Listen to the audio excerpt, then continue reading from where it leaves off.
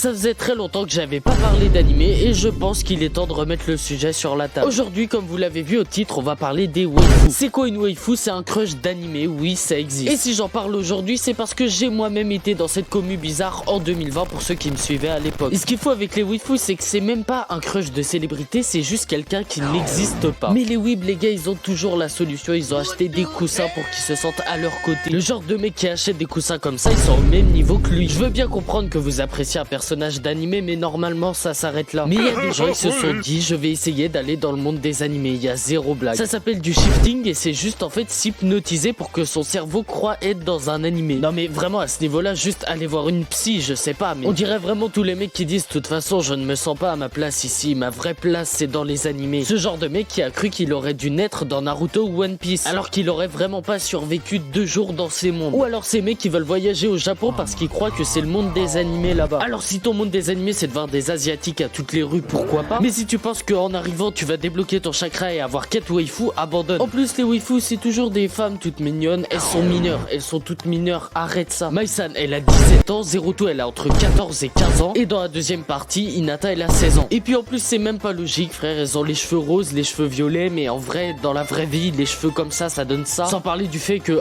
toujours plus, on l'avait vu avec l'ellipse de One Piece dans cette vidéo, et là la transformation c'est encore un autre niveau. Ce qui me dépite c'est que dans le passé j'ai pu faire des vidéos sur ça premier degré. Je vous avoue que vraiment je sais pas trop quoi dire. Et le pire c'est que les gens suivaient la tendance, c'était une sorte de secte. On était là à débattre sur la beauté de ces trucs là quand même. Je le rappelle mais c'est des dessins, il y a un mec qui prend un crayon et il fait ça. Enfin bref, les waifus c'était pas assez, crushés sur des personnages d'animé c'était pas assez. Il a fallu que des gens fassent des cosplays de ces waifus. Et à partir de là ça dérive complètement. Oui non mais logique aussi, les mecs qui crushent sur des waifus ils ont jamais touché de femme de leur vie. Alors je peux te dire que quand ils voient ça ils sont choc-barre de zinzin. Enfin faut les comprendre aussi, c'est leur rêve devenu réalité. Enfin réalité à travers l'écran quand même, faut pas sauter les étapes trop vite. Mais c'est bien, au moins ils peuvent dépenser tout leur salaire pour satisfaire leur plaisir. Avec leurs 5 ramen et leurs 22 épisodes d'animé de romance, ils sont prêts à hiberner tout l'hiver. Il lui manque plus que le casque pour aller sur VRChat et parler à des e-girls. Et bien sûr communiquer avec elle à partir de Yamete Kudasai et Itada Kimasu. De toute façon c'est les seuls mots qu'ils connaissent en japonais. Enfin bref, pour en revenir au waifu, les auteurs s'il vous plaît arrêtez. Ça devient clairement grave là, il y a des mecs qui s'enferment pour essayer de rejoindre leur monde. Et puis c'est toujours le même conseil que je donne, mais sortez dehors, juste ayez une interaction avec une femme et non votre soeur ou votre mère ne compte pas. Vous verrez que c'est quand même assez bien différent de tous les trucs des animés. Enfin bref, c'était une vidéo assez courte pour parler de tout ça. Sur ce, je vous dis à la prochaine et prenez soin de vous.